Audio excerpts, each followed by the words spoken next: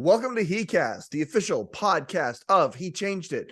As always, I am Mike Chisholm. As always, I am excited to be here to talk about the ins and outs, the nuances, and to get conversations going out in the open about men, mental health, mental wellness, and the plight of the man in the 2020s. Boy, we're in the 2020s. How crazy is that? And when it comes to, I love it and I hate it at the same time. I love it because we have never been so technologically advanced. We have never been so openly advanced to the exchange of ideas in so many different ways. But I hate it at the same time because I don't know that I've ever experienced life in a time where things are more polarized and things are being challenged in ways where there are people we've never been so connected, but at the same time, there are men out there who have never been so alone. And with the He Changed It team and what they're doing, they're trying to bust through all of that. I'm so honored to be even a small part of what He Changed It is trying to do. We've got all sorts of things going on. Listen, if you haven't downloaded the He Changed It app, what the heck are you waiting for? Please go to whatever app persuasion that you are, whether you're the Google or you're the Apple. No problem. Each one of your stores have He Changed It. Search He Changed It. Download the app. It's free. Lots of resources on there, and you ain't seen nothing yet.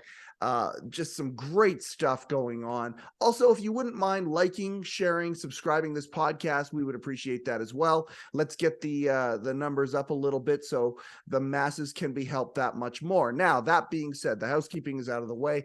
I am really, really excited about today's guest on heCast.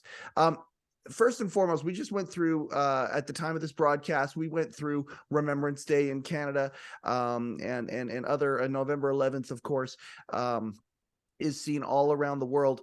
And I'm a big lest we forget guy. The idea of these markers, I don't even want to call them a holiday. I don't think that's the right connotation for it, but these markers that we have as a planet that remember.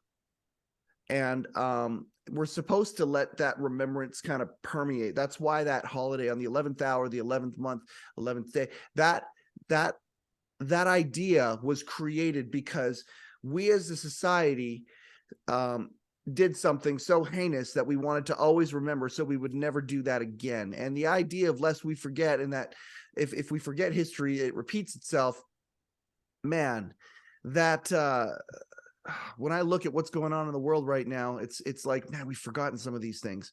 But at the same time, when I think of somebody who has served, I just always, the gratefulness that I have never known personally what it's like to be in a war situation. I've never known what it's like to have freedom for me. I look at this polarization that we have right now. That the reason that exists is because of the freedoms that we have. And we live in such an amazing society, me personally in Canada, but there are places around the world that have had unprecedented freedom when you look at world history. And the reason for that is because it's been fought for. And anybody who serves, I always have the deepest respect for. The gentleman that we have today, Seb Lavoie, who is going to be on here, Seb Lavoie, pardon me, is a shining example of that. But here's a guy who not only has served, he has taken that serving of what he has experienced and taken a look at what's going on around him when it comes to mental health. I cannot wait to get into this conversation with him because we are learning about what PTSD is. And I look at Seb and what he brings to the table when it comes to insights and intelligence. And I'm just so grateful that he has taken time out of his busy day to be part of heCast. Seb, thank you so much for being on heCast today. I can't tell you how grateful I am. When you heard about what He Changed It is doing, you jumped up immediately, just like you did, volunteered to serve your country. You jumped up and said, "Oh, I want to be a part of this," and we're so grateful for that. What was it about He Changed It that you heard about that you were so excited about? Yeah, like anything that really addresses men's wellness falls right into my field of interest, right? And doing it with people that have such a meaningful impact on the collective, on the men's collective. I mean, this is, feeds right into the concept of synergy. I mean, doing meaningful things with meaningful people. I mean, I'm in. Well, we're so grateful for it. Let's start at the beginning, Seb. Let's talk about your credentials and where and what you've done, and because I mean, I hate using the term decorated when it comes to Mm. military service. Again, just like I don't want to call Remembrance Day a holiday, I am. I don't even know what the word like the reverence that I have for folks who are willing to just to do what you've done. You've done what you've not just put your hand up to serve, but you've really gotten into it. Not that anybody who doesn't volunteer has gotten into it, but at the end of the day, what can you tell our listeners and viewers about what it is that you've done? Over the course of a 25-year career. Yeah. So just to clarify, I'm in awe of people that served in the military and served in the current war, the past conflicts, and those who will in the future. However, I can't take credit for that because I certainly missed the conflict because I released from the military in 2000, so right before 9/11. So I did not serve overseas. I did not see combat operation from a military perspective. And it doesn't take away from the service and wanting to be there or being willing to be there. And the reason why I'm saying this is because I don't want people out there that are serving and never seen combat to think that they're obviously not, what they're doing isn't righteous, which Yes. isn't the case at all. Yes. But there is a human experience associated with combat that I have not been privy to in a military context. Okay. Yes. So I will not take credit where credit isn't due. In 2001, I left the military and engaged into the Royal Canadian Mounted Police. And I Yes. spent 20 years in the Royal Canadian Mounted Police. I did everything from patrol function to covert specialized section to the emergency response team, which is the equivalent of the SWAT team, really, which is a tactical unit. I spent 12 years on full-time emergency response team. I spent 7 years as a team leader on the team. And I eventually would retire as the sergeant major for the division, so the province of British Columbia. So I was attached to the commanding officer's office as an advisory NCO. So if command thought, well, this is a great idea, they would run it by Seb to see if actually it was, where the wheels meet the pavement. And my job was essentially to bridge the gap between the rank and file of our 8,200 or so employees and command, and vice versa, represent command with the rank and file so that we could bridge that gap. So I spent 2 years in that position. I released from the Royal Canadian Mounted Police in 2021. I went on a venture of my own discovery on a path that wasn't so lit up. And I just took a giant, calculated risk, and I just loved it ever since. So I now have a company called Raven Strategic that does all kinds of stuff, from security consulting to motivational speaking to guest speaking appearances and the list goes on and on. One-on-one coaching with people of various backgrounds. And the idea is just to try to get somebody that's so used to pursuing excellence and being able to draw excellence out of other people to help people manage their own lives or some of the goals that they might have in the work that's required to get to them. So that's pretty much what I've been doing for the last 2 years. I appreciate very much the the humbleness that you do have here. I want to talk a little bit about, before we get into some of the mental health aspects that you are so passionate about. So you served in the military and then moved over to the RCMP. You've got two organizations there that are very set in their ways, very strong, very disciplined, very systemized. What served you? What skills did you have and things that you had learned and gone through through the military? What skills did you bring with you to the RCMP that served you over there? And were there any conflicts? Were there ever any things where you're like, oh, well, you learned it this way for so long, and then when you moved over, this new system here, you found to be a little bit, different in any way that might have caused a little bit of discomfort? Yeah, absolutely. So I would say my biggest takeaway is having the ability to be comfortable with being uncomfortable. In my military career, I've done some very difficult courses, courses that started with 36 people and 13 graduated, those types of numbers, those types of attrition rates.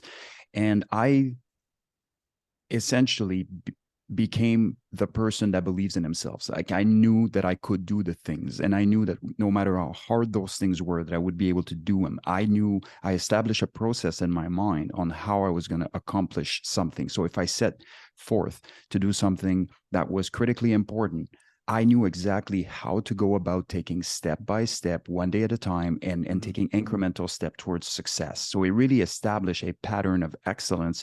And it also established my ability to be stress inoculated, so to speak. It didn't matter how elevated the stress was, I made chaos organized.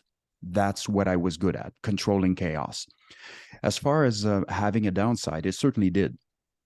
When I initially It was a started, culture shock.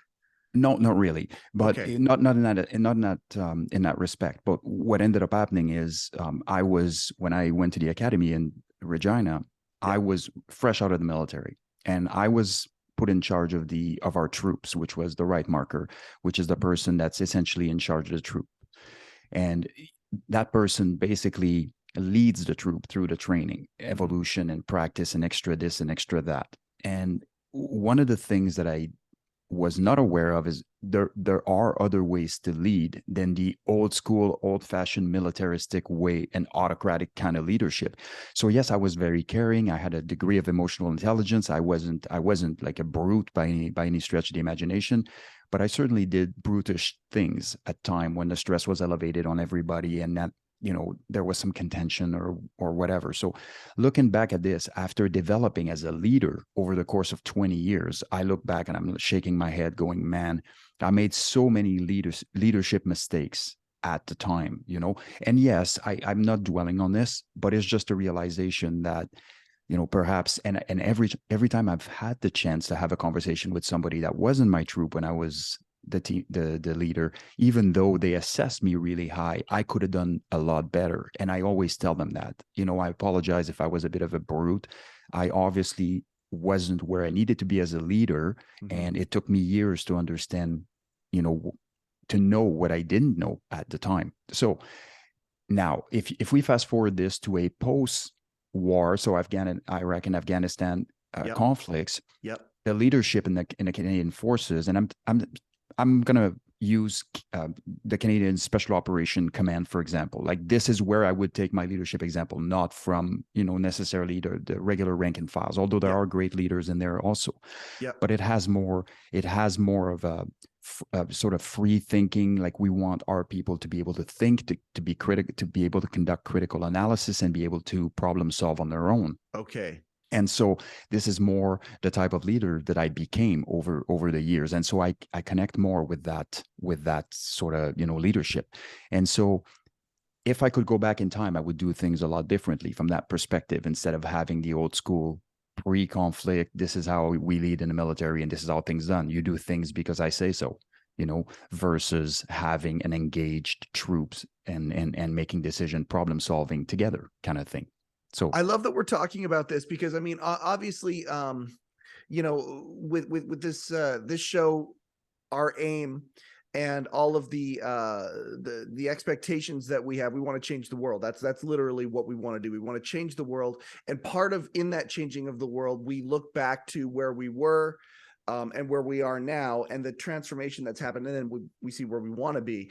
I think about situations like stereotypical situations. We've talked a lot about locker rooms. We have had folks on here who have talked about military and things like that. You think about the old school stereotypical ideas, and I love the fact that you're kind of alluding to the idea that you were brought into a world that maybe we might think of the stereotypical, military or, locker rooms, places like that, and the evolution that's happened, and the critical thinking part that you're talking about here now, that leaders, and not just leaders, I think everybody thirsts for that right now, because at the end of the day, there's so many voices that are just coming at us, and the idea that critical thinking, I mean, I don't know if there's a better skill that human beings can have. I think about my granddaughter right now and the world that she's going to be inheriting.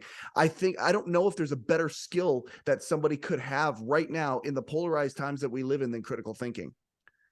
Yeah, absolutely. And I would say beyond critical thinking, I would say Mhm. having the ability to physically, conduct critical analysis. So one of the things that sort of I think is very, very important is to have the wheels to the pavement type experience, some academic knowledge Yep. as well, right? So you need to be able to bridge that gap, because if you spend a lifetime in academia, um, a lot of the problem solving that you will be doing would be inoperable in the field. And when I Yep. say the field, I mean in life, right? Yep. You haven't experienced it from the ground, from the wheels to the pavement type. So having the ability to have some level of academia, which reinforces the principle of critical analysis, but also of sourcing your information and who said what and peer reviewed material and that kind of Yep. stuff, is critically important. But also, and I'm not suggesting that somebody necessarily has to go to school, it's just having an understanding that that's the case, right? Where are you getting your information from and how valid is it? And then from there, having the conversation about the reality, because this is what happens in reality. So how do we marry up the two? Yeah. And so giving him all the tools on the academic side and none of the operational tools doesn't work. Giving him all the operational tools and none of the academic tools doesn't work. So it has to be like everything else, in balance. Yes. Well, and I mean, okay, so my background is I came in, I'm from the financial service business. And when I got into the business, I remember somebody, a mentor of mine saying to me, hey, when your plumber is giving you investment advice, it's time to get out. And I didn't know what that meant. And then I've seen so many bubbles be created and burst in that time. And before a bubble bursts, whatever it is, whether it's a real estate one, whether it's whatever you want to talk about, what's going on with crypto, the dot-com revolution back in the in the late 90s, all of these things, before the bubble bursts, you get an incredible amount of laymen talking like they're experts about things. And I mean, I've seen that in so many different ways. And when you start seeing the laymen talk about things and all they're doing is they are parroting things that they have heard, but they have no academic knowledge, like you've said, or even the operational knowledge, that's where you realize, okay, it might be time to really observe what's going to happen here, because the pendulum might swing back. Did I just not describe two or three things that are going on right now in the times that we live in right now?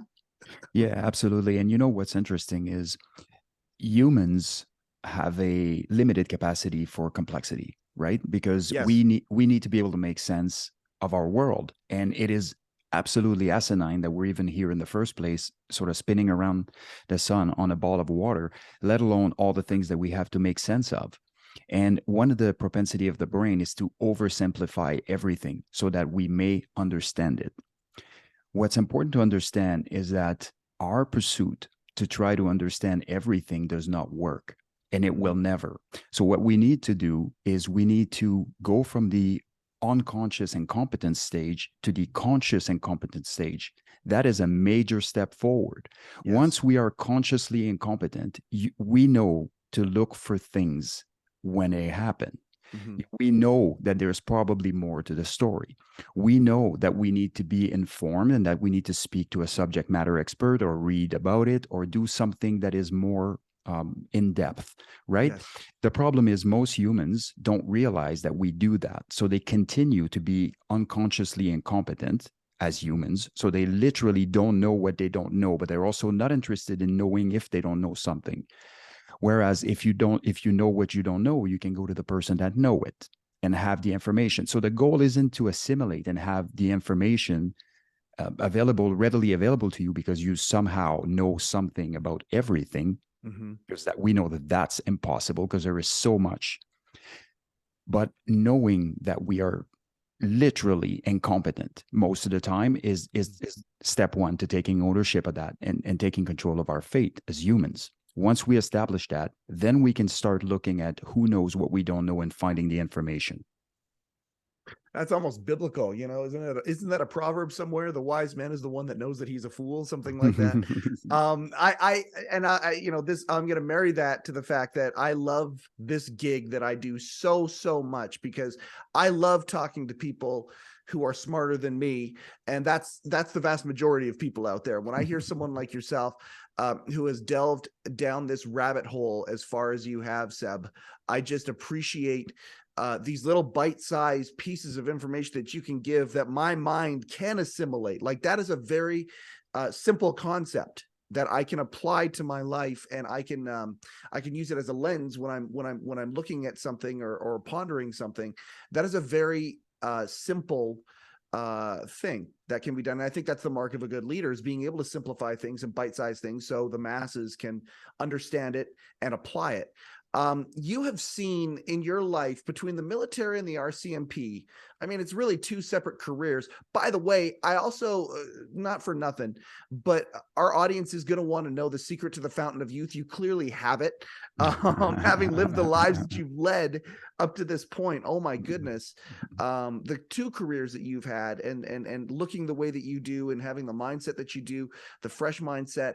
I'm going to ask you this personally: how much work has it taken for these two careers to not have beaten the crap out of you, and for you to be who you are today? Obviously, you've taken care of yourself physically, but also mentally as well. What are some of the secrets that you have, or what are some of the parts of your journey that have kept you healthy that way?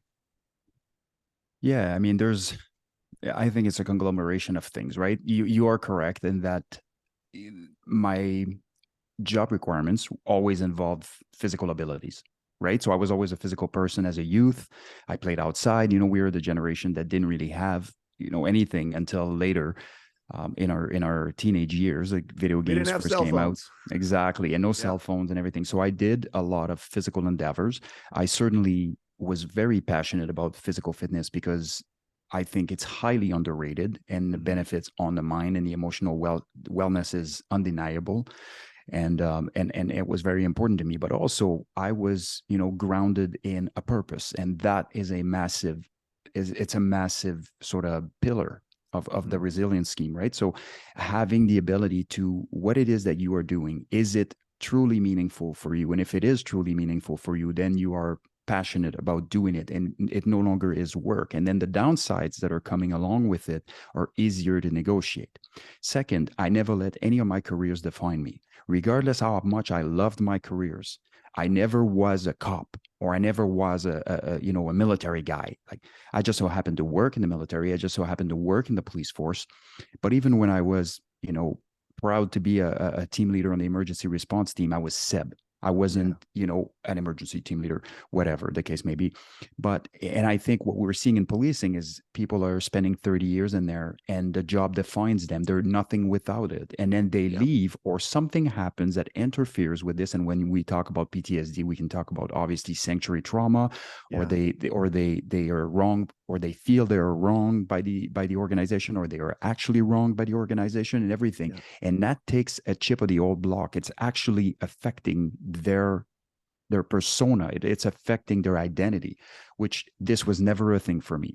So physical fitness was prioritized always. Mental and intellectual development was prioritized always. Yeah. So I pushed myself outside my comfort zone, not just physically, but mentally, always. I never let myself be comfortable. So it allowed me to learn about the tools that I can use to preemptively address some of the things that would affect me, either mentally or emotionally.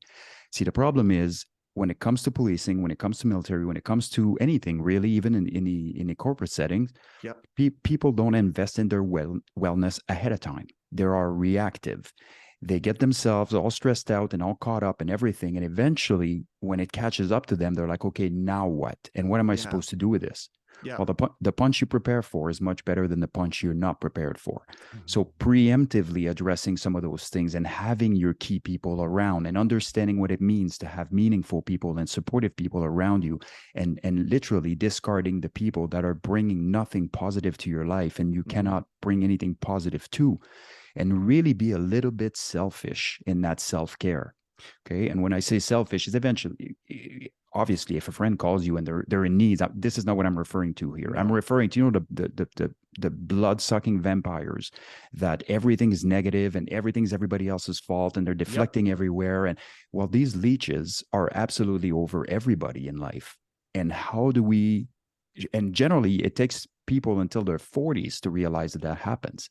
It's important to do that earlier. It's important to teach that to our kids so that they understand somebody might weigh you down forever if you don't. Yep. So having the right people around you, having the right purpose, being engaged physically, mentally, and emotionally, learning things, being outside in nature, connecting with nature, connecting with freaking animals, like for all I care, you know, like just having meaningful things in your life. And my life was like that.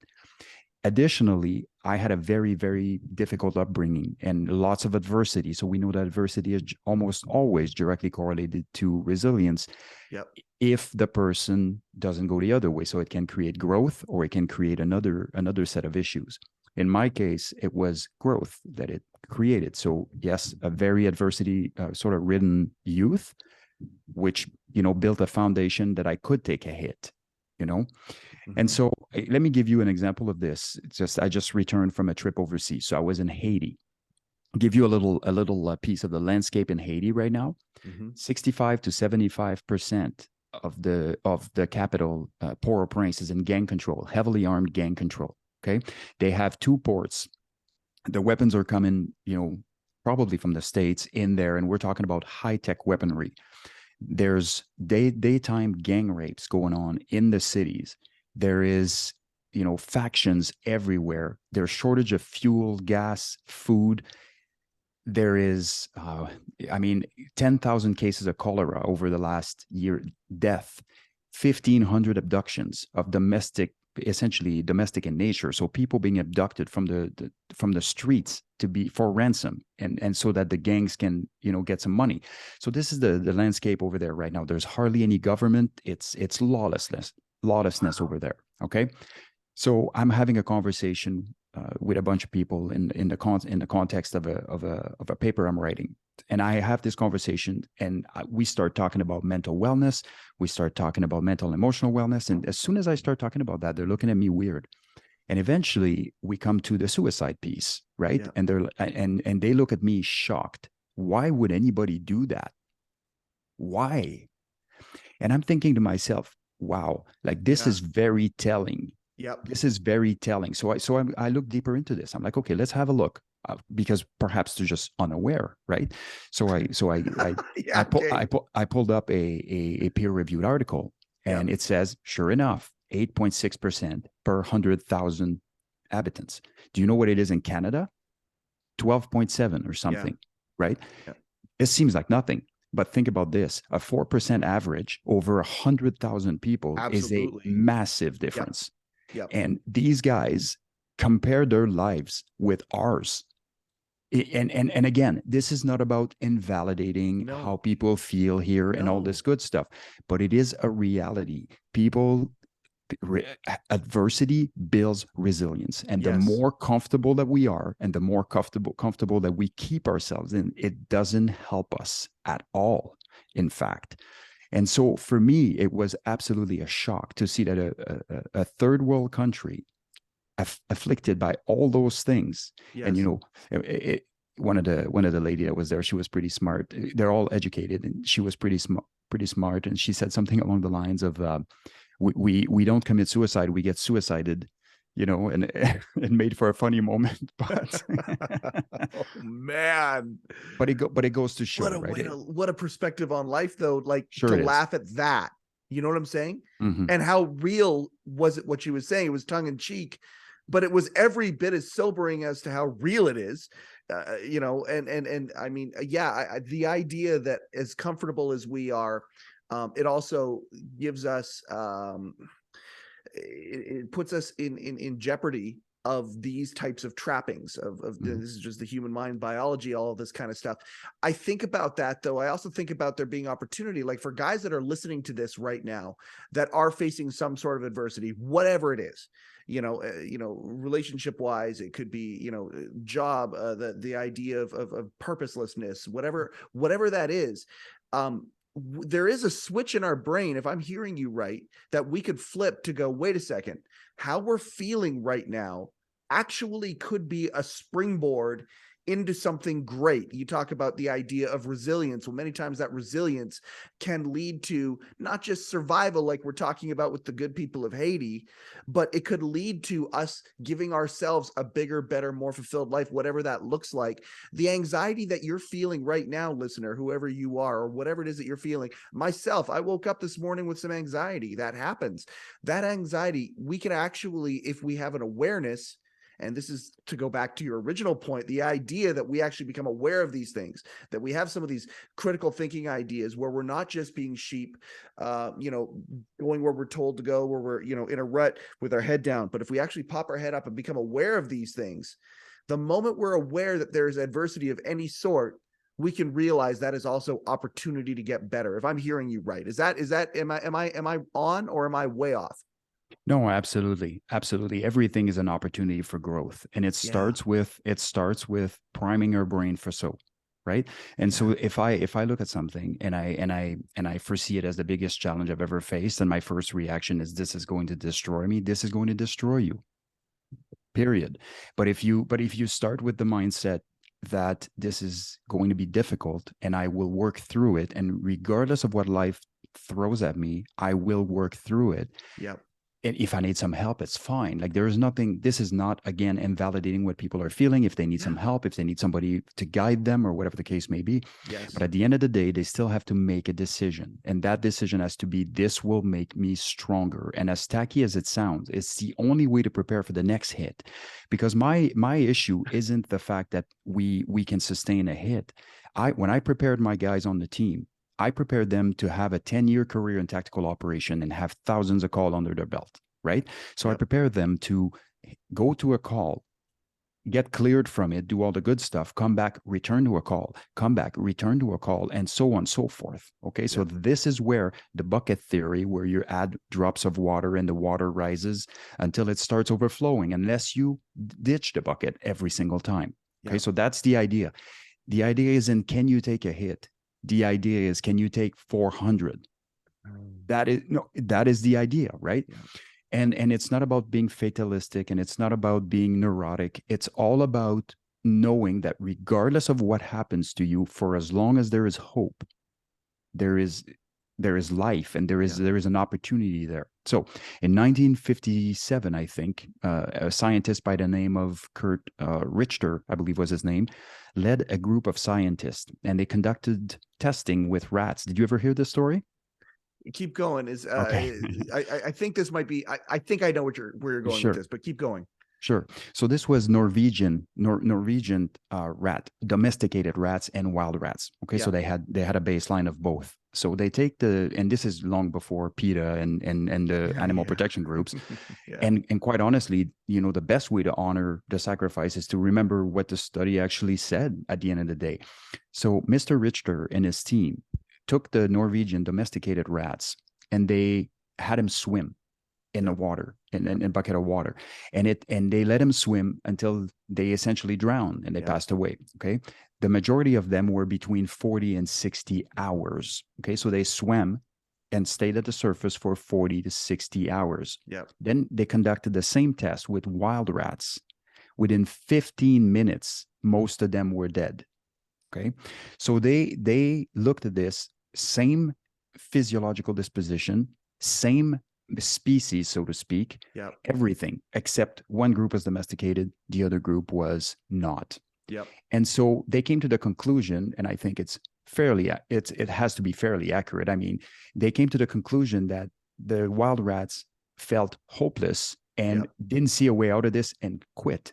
They just let themselves drown. They just quit. They just stop swimming and let themselves drown.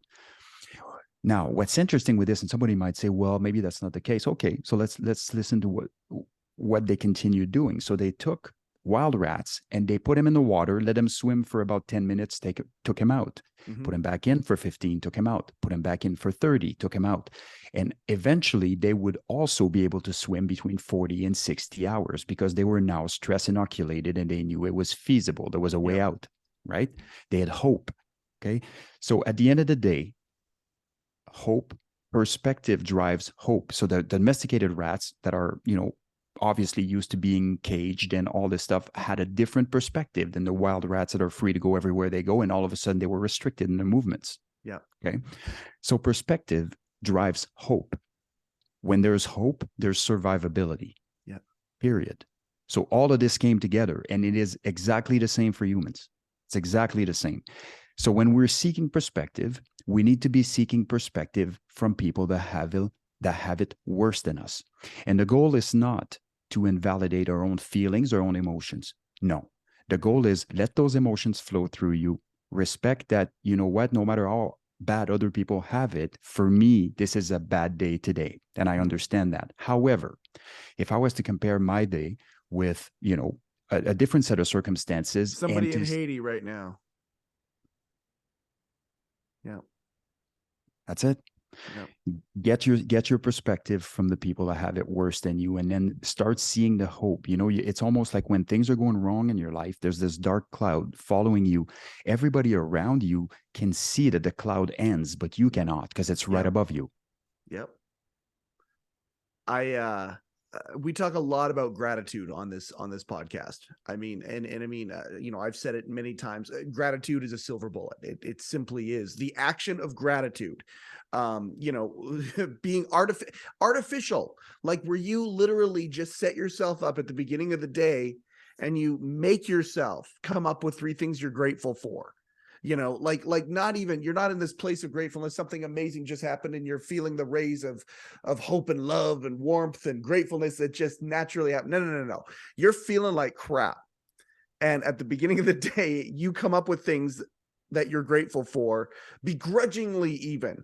Guess what? It starts to rewire things. It just does. And this is another version of gratefulness is being able to look at somebody's example, the perspectives you talk about, these different perspectives that are there, what it could be or what it has been in the past, you know, what you've gone through, that kind of a thing, to reframe that perspective and to add some hope into it. And also, by the way, I have seen achievers do things that the thinkers couldn't even fathom. And the reason that the achievers have done it is because of mindset, because of hope, because of the things that you're talking about here. They're superpowers, they're silver bullets.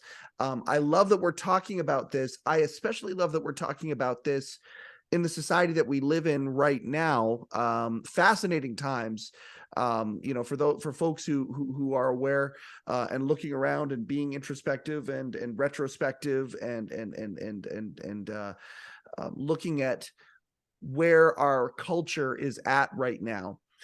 Fascinating times. I'm a Gen Xer, and I remember when we were growing up, some of the things that we thought that the baby boomers did. And it was like, you know what? No, we're going to change these things. We're going to change these things. We're going to, you know, us Nirvana listening, flannel wearing coffee drinkers is how I like to refer to us. And some of the things that we said we're going to change. I do not believe that if you would have told us in the coffee shop back then that the generations after us are going to be coming along and they're going to literally tear the way that we live apart. They're going to look at the way we live, the way that we've been taught to live under a microscope, and they're going to completely tear it apart. And we're going to get into cancel culture and all of these things. And the liberal aspect of things are going to actually call into question freedom of speech. With us growing up, it was the right that was, you know, that was the conservative wing was trying to get rid of freedom of speech and all of that kind of stuff. We saw it in music and all this sort of stuff. Now we're seeing it from the liberal side of things because of the idea of not wanting to hurt feelings and all of the sensitivities and all that. And we're seeing freedom of speech challenged. And these are some of the things that are causing, you know, this comfortable society where our suicide numbers, our mental health numbers are through the roof compared to some of these places you were talking about that have actual life and death perspective. I've just done a lot of talking here, but I know I'm setting a table for a conversation that you are very, very, very well versed in talking about. But just think about us growing up, us G.I. Joe loving kids that just love this stuff growing up. Could we even fathom that this is the life that we would have in our 40s and 50s? No, but here's what's interesting with that, Yeah. with this prospect. It's okay. So we all got to where we are on account of how we were raised and how we grew up, right? And then when we got there, what did we do? We started raising our kids, and we're like, I want to prevent them from having any of the adversity that I went Yes. through. So Yes. basically, I'm like, okay, hold on here. So let me get this straight. I understand that you want your kids safe. We all want our kids safe. Like, we obviously, that's okay. Yeah. However, the reason why you are the person that you are today and you have the strength that you have today is because of what you went through. If you prevent all adversity and take it out of your kid's life, you are not gifting them anything, quite Nope. to the contrary. Yep. And so that's exactly, we as a generation, and we need to take some ownership on that. We did that to this current generation. Yeah. We did that. Yes. There's no deflection here. Let's not look around and going, like, whose fault is that and how did that happen? We did that. I love this. Yes. So, understanding that, yes, there is a measure of measures that, or there's some measures that we should take to keep our kids safe. For example, like, we were driving in the back of a pickup while the driver was drunk and we had no seatbelt, and those things. Obviously, physical harm, those types of things, we understand. Same with the bullyism. Yep. Bullyism, actually, if we don't interfere with it, has a potential, when their little brains are not fully developed, has the potential to hurt them a lot more than create growth, right? So Yes. we know that. So we have to interfere with that. And I'm totally good with that. Yes. However, there's a lot of the natural things in life that we want to take away from them and that they should experience themselves. Yes. It's like, perhaps, if the kid is 9 and you're getting up in the morning to help them get dressed and everything, you are not doing it correctly. Okay, now is the time to teach them the skills and to say, okay, man, you're on your own. Yeah. Good to go. Let's see it. Okay. Yep. Yeah. And this is just a random example that I'm taking, but Sure. obviously this generation overprotected our kids, and our kids are now suffering. They're suffering because we overprotected them, and that's pretty evident. And so, I would say we need to kind of balance the pendulums a little bit, but now it's obviously difficult. Like, once an entire generation is affected, now it changes things. But now what they are seeing is, or what we are seeing as a society or as a collective, is we're starting to see a shift where people start to find the balance a little bit again, right? Like, and it's slow and it's painful, but it seems to be happening, and hopefully it does before we, as humanity, self-destruct, because the world is in a poor state right now. Well, I'll tell if you I'm this. being Our honest. granddaughter, my 4-year-old granddaughter, is my favorite thing in the whole world. She brings the delight that she brings to me is just, I've never experienced anything like that before. We have her. She's 4 years old. We have her in MMA class. Okay, so she plays at a place called Toshido here in Kelowna. They've a bunch of UFC fighters have actually come out of there, and they have these amazing kids classes. And I remember saying shout out to David Lee, who he runs Toshido, and I said to him, when we put Alara in there for the first time, I said, hey, do you guys give, like, does all the kids get like participation awards and all that stuff? I asked about this because this is something obviously that I think rings true to what you're talking about here. He's like, no. I'm like, awesome. Because she needs to know what it's like to lose. She needs to know, like, if she's a competitive kid and she's got a lot of potential. And so she needs to know what it's like to feel what it's like to lose. And MMA is a perfect example of that, because you're tapping out all the time.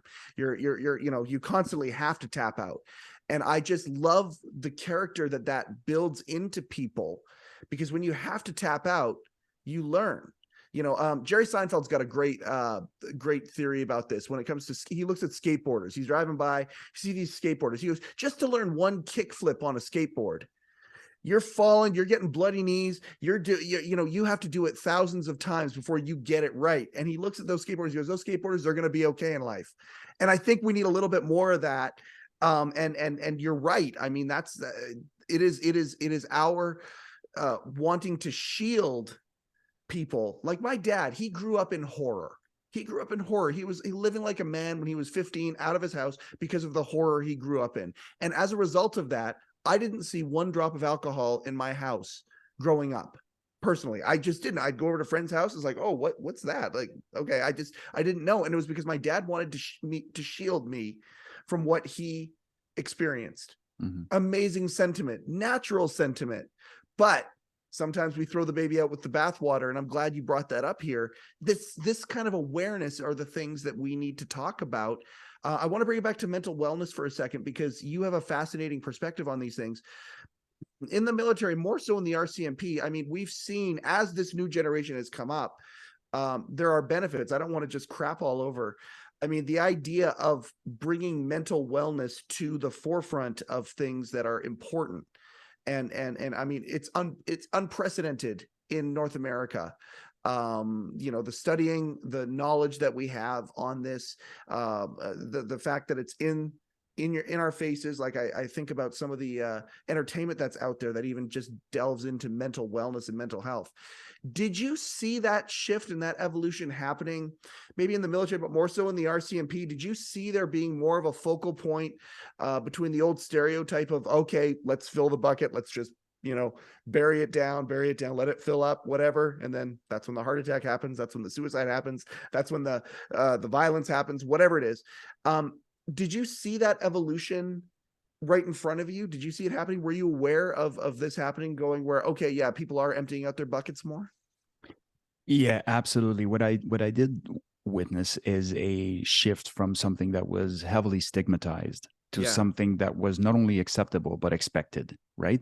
And I would say that this probably happened 10 years in my career. Okay. Say between 7 or 10 years of my career. So it would have been like 2008, Yeah. roughly 2008, 2009 is where we really saw an uptake in initiatives, not only from an organizational standpoint, but also a shift in people themselves, because everybody's seeking, like, who's doing what for mental health. But at the end of the day, what are you doing for mental health? Like, you as an individual, like, be a leader in that, right? What do you do to support the people you work with? What do you do to make somebody feel accepted when the person leaves the room? Are you, out there, bitching about them doing this and that and whatever, and then they can feel that? There's a variety of different things that occurred over that course. I'm not suggesting that all those practices are completely done, but what I will say is that over the course of the last 10 years, there's been an incredible increase in generating awareness and destigmatization process with respect to mental health. And there has been, a lot of arguably sometimes maybe overdiagnosis of some of the post-traumatic stress disorders or even occupational stress injuries. Sometimes you don't have post-traumatic stress injuries, your life is miserable. That's different, right? And I think, and at that point, that's a good news at times, right? Like, so we need to understand there is a inherent sacrifice that occurs for anybody jumping in the sort of the first response world. Mm-hmm. However, having had a life-changing experience doesn't necessarily make you have PTSD. And now, once you have that, what we find difficult is to help the person out of that, because at one point it becomes defining. And if it does, not for everybody, but for certain people, it can become defining. And if it becomes defining, then they are stuck in a vicious cycle that they are keeping the two ends of that loop together. Mm-hmm. On account of that is the evil you know. And sometimes the evil you know is better than the evil you don't know. So for you to take steps that are incredibly uncomfortable to get yourself out of a certain predicament sometimes is very, very difficult. It actually can be more difficult than staying in the status quo. And so I went on a tangent here, but yes, the answer is yes. It becomes comfort food. We tolerate the things we hate. Sure, it can. It absolutely can. Yeah. Because it explains some of our struggles. I really like this example from Jordan Peterson speaking about a client that went in his office, and the client said, Mr. Peterson, I'm depressed. And Jordan was telling the story on one of his guest speaking appearances. Mm-hmm. He basically says to the client, start digging into this a little bit, and says, I lost my mom and I lost my job and I lost this and that. And Jordan's kind of shaking his head. He's an emotionally intelligent man. Yep. And he's just kind of shook his head there, and he's like, I got a good and the bad news. The good news is you're not depressed. The bad news is your life is miserable. But what ended up happening is actually the person that was seeking the help was actually comforted by that. Okay, so I'm not depressed. It's normal for me to feel this way. Yeah. There is ebbs and flows on the emotional side in life. things will hit you. Yes. And when they do, it's not going to feel good and it will take time to overcome them, but you can. And when Yes. you do, you will be stronger for it. So it's not a matter of panicking when something hits you. It's a matter of allowing it to flow through you for the time that's required, provided that the time that's required is reasonable, and give yourself a chance to get better before you start panicking about your state of affairs. Right. And pigeonholing you and letting you say, like you say, I'm just going back to to how you started this. Don't let it define you. Don't let it become your identity. Don't let it become who you are. And the awareness of somebody saying to me, like, if I got a big piece of food on my face, I want someone to tell me about it. You know, I want to be aware of that so I can do something about it. And I think that is a silver bullet as well, is helping each other become aware of these things, but us doing that self-discovery, that personal responsibility, you know, again, back to the beginning, that problem solving. But many times we just we don't wake up.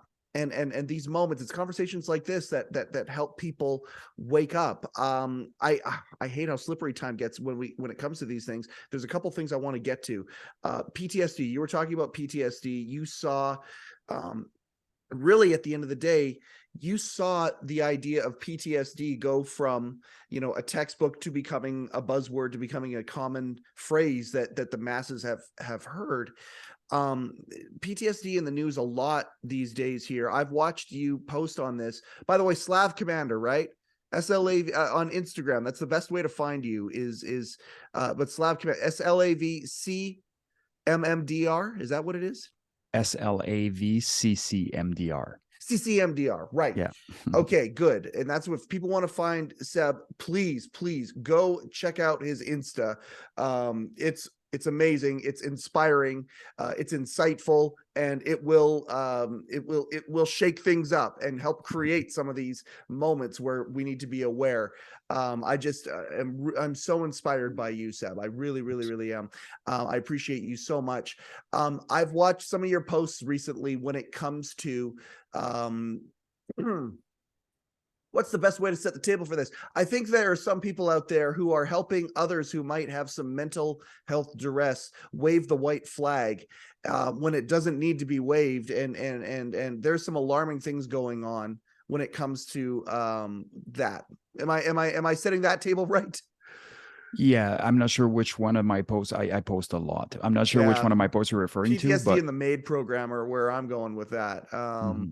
I mean, I look at the idea of folks with mental wellness issues that are being given the, you know, the incentive almost, or the you know, the instructions, right?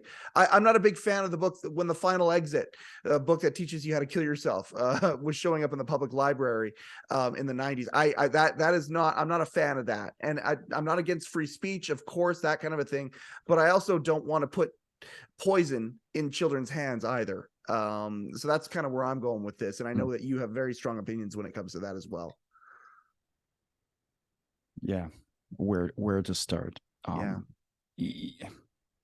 What kind of alternative galaxy are we in that people associated to an organization whose sole purpose is to assist veterans post-service, suggesting to those same veterans that they should be taking their own lives on account of not being able to overcome their PTSD, which, by the way, they got as a result of serving their country overseas? Are you kidding me? And where is your emotional intelligence? And where is your common sense? And why are you in the position that you are currently in? It is absolutely asinine.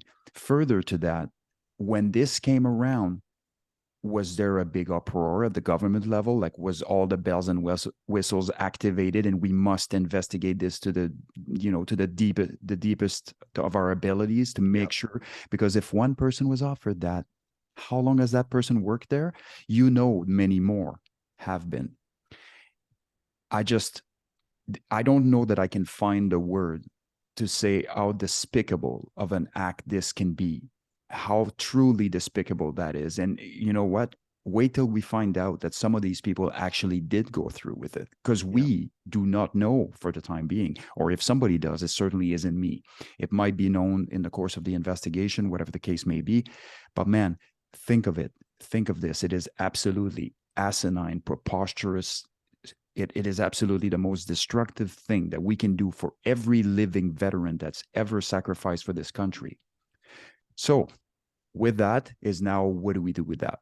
Yeah. Well, we find who was told this. We follow up with everybody who was told this. We follow up with everybody to ensure that nobody has kind of gone through with this, Yeah. or what kind of mindset. And they should be getting all the treatment that they can by the highest levels of professionalism to overcome the hurdles that are going to come from receiving validation that probably you should kill yourself. Yeah. It is completely insane. There is zero amount of critical analysis that will change how insane this is. Yeah. Quite to the contrary, it just reinforces it more and more. And so I've had veterans reach into me specifically that were offered mate,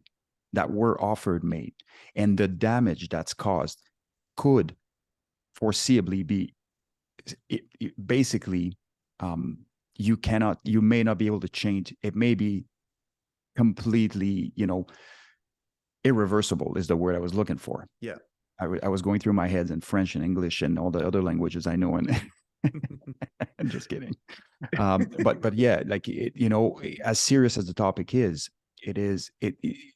how many of those veterans have received information that you can't turn around, right? And I would say, if they are listening, I've had people from the Veterans Affair, really thoughtful people, reach out on certain things to say, hey, heads up, you have a friend here that's struggling, whatever. And they're not divulging secrets, but they're simply saying they've read a post or something, and I would be looking into them or whatever. So there are a ton of caring people that work for Veterans Affairs. There is no question.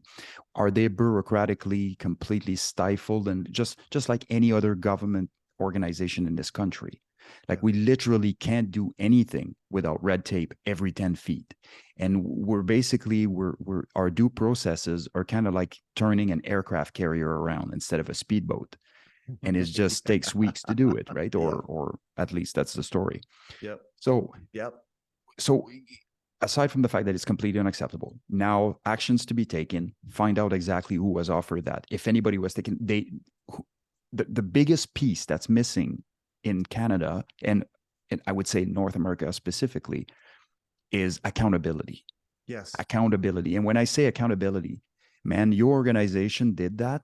The accountability that comes along with proposing that our war veterans commit suicide, I don't know if you can overcome it as an organization. I don't. But definitely it should happen. So once we figure it out, once we figure out the cases, we need to be digging and digging and digging. This is kind of like, a lot of the say sexual assault cases or whatever. You unearth one, and next thing you know, there's 100. Yep. And they all need the help that they need so that they can overcome whatever the repercussions of that were. And so it's a big project, but it has to be dug up. Yes. You can't attempt to say that there was only 2 and then sort of put the carpet on top of it and say, yeah, everybody else is really quiet, unless somebody volunteers the information. Sometimes the damage is so critical or catastrophic that people cannot even speak to it. Yeah. So it's not necessarily that everybody's going to be voluntary to come out and say, yeah, this happened to me also. That's going to be your job to be basically conducting audits on the cases and having the conversations with the right people to try to find as many as we can. And then from there has to be an accountability that sets a very, very strong message to anybody else that might one day consider doing something that's stupid. Yes. Seb, I cannot tell you how much I appreciate you talking about this today. You're right. There are some things like this can't be a Band-Aid. The only way to clean a wound is to dig around, clean it out, and heal it properly, suture it properly. And that's what needs to happen here. When we heard about what you're talking about here, the idea of this program, again, the MAID program is not everything has good intentions, or many things, most things have good intentions in how they're set up, but they can be used improperly. A chainsaw is an invaluable tool. It can save somebody months and months and months and months of work, considering technology that used to be available on the homestead. It literally can be a lifesaver, but a chainsaw can also do a tremendous amount of damage if it's used improperly. And it only takes one person using it improperly to really, really make a mark like this. So the idea of folks, we had a gentleman who has been on a self-discovery. He's very similar to yourself, actually. He's got the intellectual mindset, the tactical mindset, and he has suffered with depression for 45 years and has gone through every single I'm not going to say, as far as he's concerned, every single therapy that there is available when it comes to depression, and he still has it. Is he throwing in the towel? No. He's looking at this as like it's his life. This is how he can contribute to society. He's also extremely well educated. He's extremely successful in our culture, and he's a beacon for other people who have this type of, almost like you said, irreversible depression.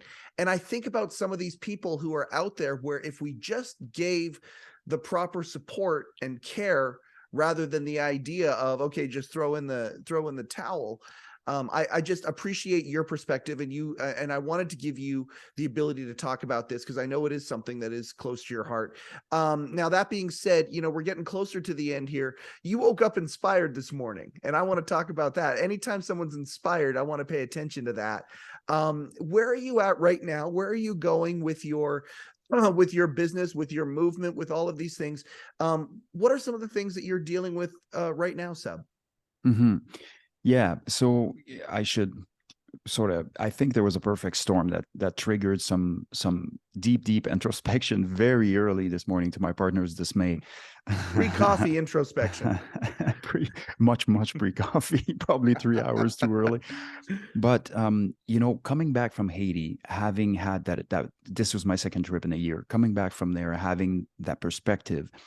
And then last night, so I'm taking a master's of international security, global counterterrorism right now, and I'm doing a master's of that. And we have a cohort that discusses things on a secure medium, and we're kind of chatting about sort of the world's landscape, so to speak.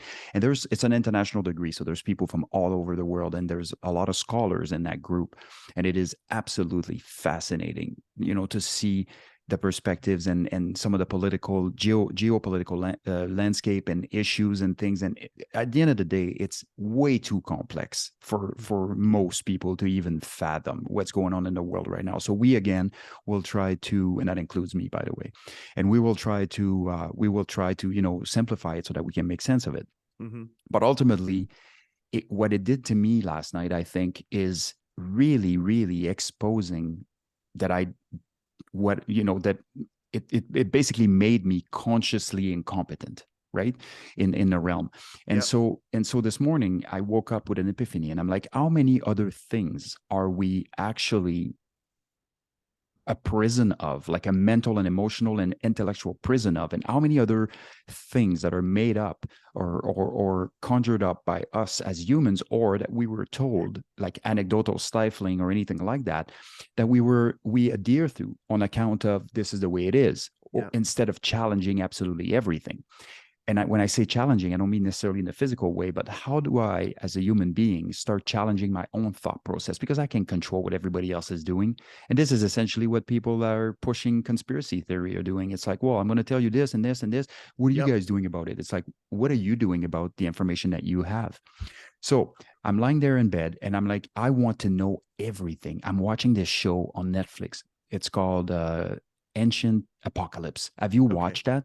I haven't watched it yet. No. Oh my God. You need to watch that. I'm in. That's it's title alone. I'm in. It's completely insane. It's basically, it has to do with lost civilizations and like the relationship between them. And is there a bigger picture here? And was there humanity 16,000 years earlier than what is known from the archaeological standpoint, all this stuff? And there's a ton of absolutely compelling evidence, and there's a ton of circumstantial evidence, and it's great.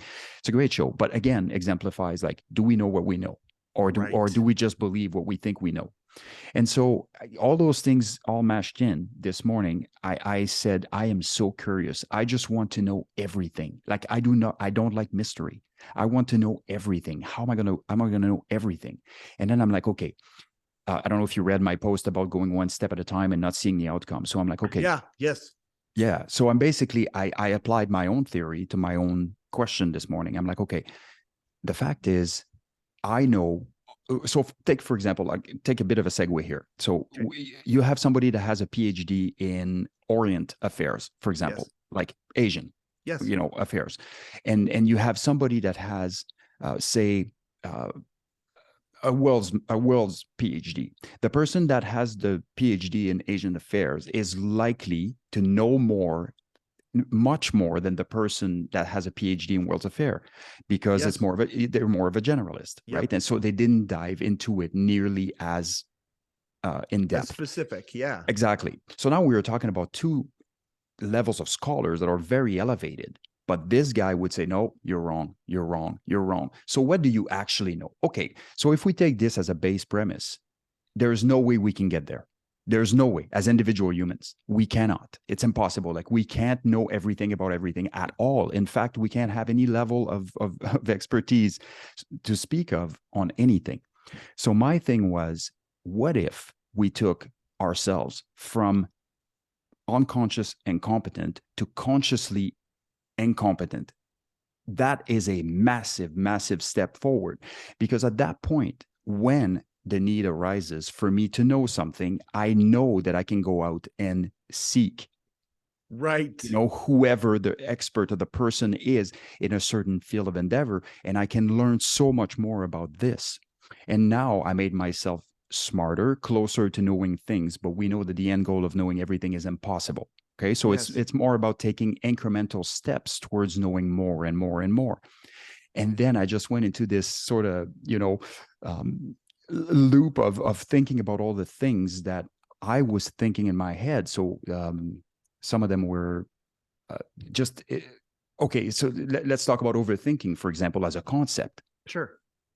And since I've been a boy, people have always been told overthinking is bad, right? You overthink, like Yeah. things are going to get messed up, Yeah. and you're not going to be like. And so I'm sitting there and I go, okay, so all those sort of think tanks that are doing a lot of thinking, that are doing a lot of critical thinking and everything, that come up with solutions or hypotheses or whatever the case may be, Yeah.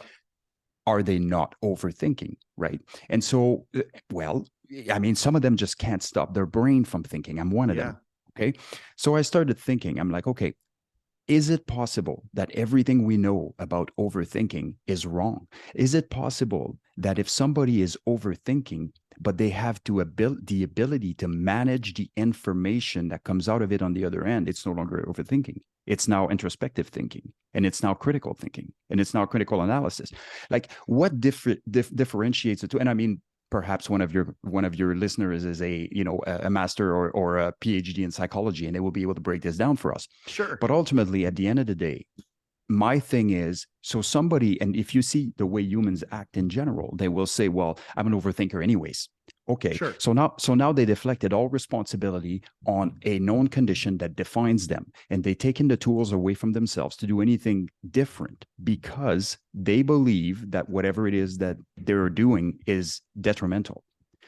What kind of prison is that? Oh, What that's if a dangerous one? it is? What if you stopped listening to everybody saying that overthinking is bad, and you started looking at ways to maximize and optimize your potential as an overthinker? Could you make your life that much better? And I'm going to go ahead and propose that, yes, you probably can. How? Right?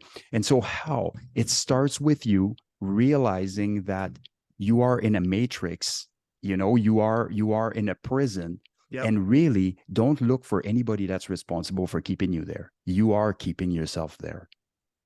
So it's a type of awareness within the overthinking. It's an awareness that lights up. So it's not an autonomic or it's not it's an awareness within the overthinking.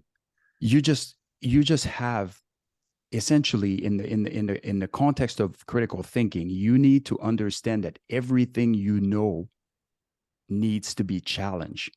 Everything you know needs to be challenged. Is there a better way to do this?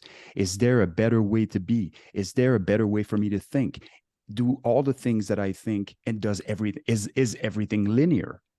You know, is everything linear? Is everything like one thing at a time? Like, could we not go circularly? Like, why are we, and we're set in our ways, but you're seeing it when you're doing multicultural communication or anything like that. You're starting to see that other people in other parts of the world are processing the world differently, right? Yes. And so it opens up. The fact is, the mind works like a parachute, open. And Yes. but the problem is we want to stop everything from spinning because we want to be in control. Yes.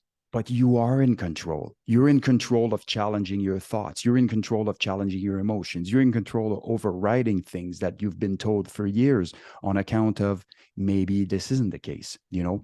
And take an example, very concrete example. Okay, 4 miles in a 4 minute for a mile Yeah. was impossible Absolutely. until of course it was broken by somebody that theoretically defies the laws of physiology, of Yep. humans physiology, right? Well, okay, so that would be the case. That would be good if it was the case, except 30,000 people broke it since.